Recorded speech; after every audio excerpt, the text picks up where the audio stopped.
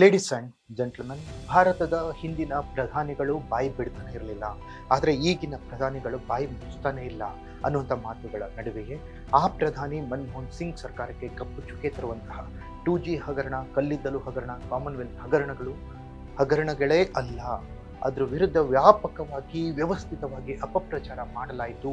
ಅಣ್ಣಾ ಹಜಾರೆ ಅನ್ನುವಂಥ ಮನುಷ್ಯ, ಆತನ ರೈಟ್ ಹ್ಯಾಂಡ್ ಆಗಿದ್ದಂಥ ಪ್ರಶಾಂತ್ ಭೂಷಣ್, ಅರವಿಂದ್ ಕೇಜ್ರಿವಾಲ್, ಕಿರಣ್ ಬೇಡಿ ಇವರೆಲ್ಲ ಸೇರಿಬಿಟ್ಟು ಮನಮೋಹನ್ ಸಿಂಗ್ ಸರ್ಕಾರದ ವಿರುದ್ಧ ವ್ಯಾಪಕವಾಗಿ ಅಪಪ್ರಚಾರವನ್ನ ಮಾಡಿದ್ರು ಅನ್ನೋದನ್ನ ಪ್ರಶಾಂತ್ ಭೂಷಣ್ ಈಗ ಬಾಯ್ಬಿಟ್ಟಿದ್ದಾರೆ.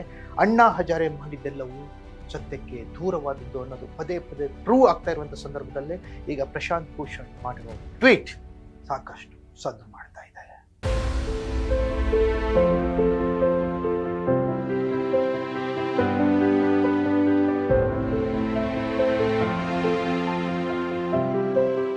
ಎಸ್ ವೀಕ್ಷಕರೇ, ಮನಮೋಹನ್ ಸಿಂಗ್ ಎರಡನೇ ಸರ್ಕಾರದ ಅವಧಿಯಲ್ಲಿ ನಡೆದಂತಹ 2G ಸ್ಪೆಕ್ಟ್ರಮ್ ಹಗರಣ ಅಲ್ಲೋಲ ಕಲ್ಲೋಲವನ್ನು ಸೃಷ್ಟಿಸಿತ್ತು.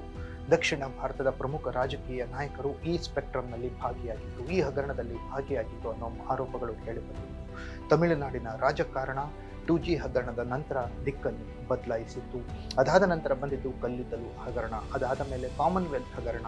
ಎಲ್ಲ ಯುವಕರಿಗೆ ಸಂಬಂಧಿಸಿದ ವಿಚಾರಗಳು. ಯುವಕರನ್ನ ಬೇರೆಡೆಗೆ ಸೆಳಿಲಿಕ್ಕೆ ನರೇಂದ್ರ ಮೋದಿಯವರು ತಮ್ಮ ವಾಗ್ಝರಿಯ ಮೂಲಕ ಯುವ ಜನತೆಯನ್ನ ತನ್ನೆಡೆಗೆ ಸೆಳಿಲಿಕ್ಕೆ, ಯುವ ಜನತೆ ಭಾರತ ಯಾವ ರೀತಿ ಇರಬೇಕು ಅನ್ನೋದನ್ನ ಯೋಚನೆ ಮಾಡ್ತಿದ್ದಂಥ ಸಂದರ್ಭದಲ್ಲಿ ಭ್ರಷ್ಟಾಚಾರವಾದಂಥ ಆಡಳಿತವನ್ನು ನೀಡ್ತಾ ಇದ್ದಂಥ ಕಾಂಗ್ರೆಸ್ ಮತ್ತು UPA, ಕಾಂಗ್ರೆಸ್ ನೇತೃತ್ವದ UPA ಸರ್ಕಾರ ದೇಶಕ್ಕೆ ಮಾರಕ ಅನ್ನುವಂತಹ ವಾತಾವರಣವನ್ನು ಸೃಷ್ಟಿ ಮಾಡುವಲ್ಲಿ ನರೇಂದ್ರ ಮೋದಿಯವರು ಅಣ್ಣಾ ಹಜಾರೆಯನ್ನು ಬಳಸಿಕೊಟ್ರು.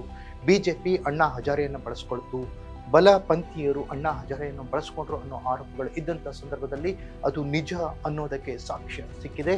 ಈ ಸಾಕ್ಷ್ಯವನ್ನ ನುಡಿದಿದ್ದು ಮತ್ಯಾರೂ ಅಲ್ಲ, ಆಗಿನ ಅಣ್ಣಾ ಹಜಾರೆ ಟೀಮ್ನ ಮೆಂಬರ್, ಅಣ್ಣಾ ಹಜಾರೆಯ ಬಲಗೈ ಬಂಟ ಎಂಬಂತಿದ್ದ ಪ್ರಶಾಂತ್ ಭೂಷಣ್.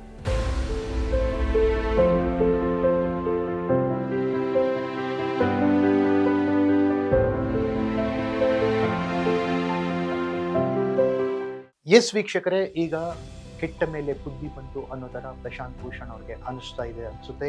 ಅರವಿಂದ್ ಕೇಜ್ರಿವಾಲ್ ಅವ್ರಿಗೂ ಅನಿಸಿದೆ ಅಂತ ಅನ್ಸುತ್ತೆ. ಹಾಗೆಯೇ ಕಿರಣ್ ಬೇಡಿ ಅವ್ರಿಗೂ ಅನ್ಸಿರ್ಬೋದು. ಆದರೆ ಅಣ್ಣಾ ಹಜಾರೆಗೆ ಇದೆಲ್ಲ ಮಾಡಿದ್ದು ತಪ್ಪು ಅಂತ ಇನ್ನೂ ಅನ್ಸೇ ಇಲ್ವಾ? ಹಾಗಾದ್ರೆ ಅಣ್ಣಾ ಹಜಾರೆ ಬಾಯಿ ಬಿಡ್ತಾ ಇಲ್ಲ, ಅಣ್ಣಾ ಹಜಾರೆ ತುಟಿಕ್ ಪಿಟಿಕ್ ಅಂತ ಇಲ್ಲ.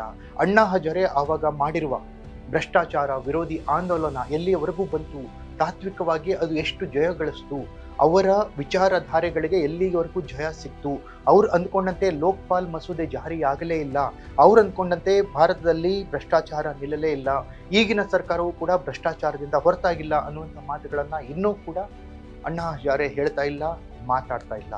ಆದರೆ UPA 2 ಮನಮೋಹನ್ ಸಿಂಗ್ ಸರ್ಕಾರದ ವಿರುದ್ಧ ಅಣ್ಣಾ ಹಜಾರೆ ಮಾಡಿರುವ ನಾಟಕಗಳು ಇವೆಲ್ಲವೂ ಕೇವಲ ನಾಟಕ, ಇವೆಲ್ಲ ಸ್ಪಾನ್ಸರ್ಡ್ ಪ್ರೋಗ್ರಾಮ್.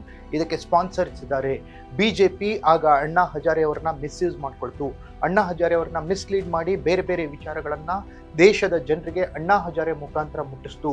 ಈ ಎಲ್ಲ ವಿಚಾರಗಳು ಜನರಿಗೆ ಮುಟ್ಲಿಕ್ಕೆ ಆಗಿನ ಮೀಡಿಯಾಗಳು ಪ್ರಮುಖ ಕಾರಣ ಆಗಿದ್ದು. ಆ ಮೀಡಿಯಾಗಳೆಲ್ಲ BJP ಪರವಾಗಿದ್ದು, ಆ ಸ್ಪಾನ್ಸರ್ಶಿಪ್ನ ಫಲಾನುಭವಿಗಳು ಈ ನಾಯಕರಷ್ಟೇ ಅಲ್ಲದೆ ಅಣ್ಣಾ ಹಜಾರೆ, ಕಿರಣ್ ಬೇಡಿ, ಪ್ರಶಾಂತ್ ಭೂಷಣ್, ಅರವಿಂದ್ ಕೇಜ್ರಿವಾಲ್ ಈ ತರಹದ ನಾಯಕರಲ್ಲದೆ ಮೀಡಿಯಾಗಳು ಕೂಡ ಅದರಲ್ಲಿ ಪಾಲುದಾರರಾಗಿದ್ವು ಅನ್ನುವಂಥ ಮಾತುಗಳು ಈಗ ಬರ್ತಾ ಇದ್ದಾವೆ.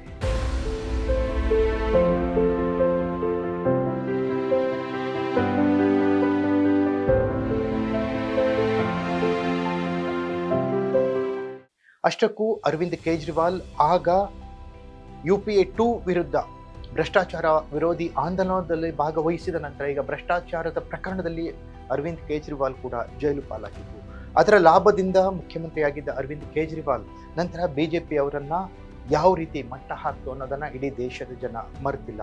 ಆದರೆ ಒಬ್ಬ ಒಳ್ಳೆಯ ಆರ್ಥಿಕ ತಜ್ಞ, ಒಬ್ಬ ಒಳ್ಳೆಯ ಆಡಳಿತಗಾರ, ಒಬ್ಬ ಒಳ್ಳೆಯ ದೂರದೃಷ್ಟಿ ಹೊಂದಿರುವಂತಹ ಧೀಮಂತ ನಾಯಕ ಮನಮೋಹನ್ ಸಿಂಗ್ ಈ ರೀತಿಯ ಭ್ರಷ್ಟರ ಕೂಪಕ್ಕೆ ಅಥವಾ ವ್ಯಾಪಕ ಅಪಪ್ರಚಾರದ ಕೂಪಕ್ಕೆ ಸಿಲುಕಿ ನಲುಗಿದ್ದಂತೂ ಸುಳ್ಳಲ್ಲ.